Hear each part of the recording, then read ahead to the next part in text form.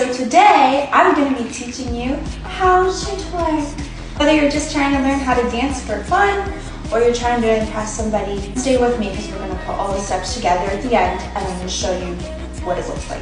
So the first thing you want to remember is to bend your knees. Always bend your knees.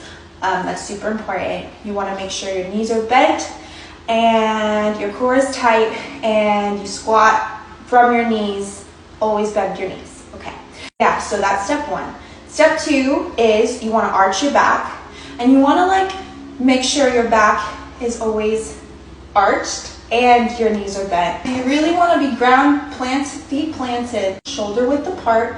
Make sure you bend your knees and you put your hands on your knees and arch your back. You don't even have to put your hands on your knees though, to be honest.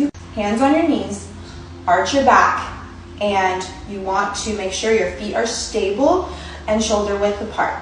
So, yes, right now I have a good base and my knees are, my feet are shoulder width apart. This is the perfect position that you want to be in to start twerking.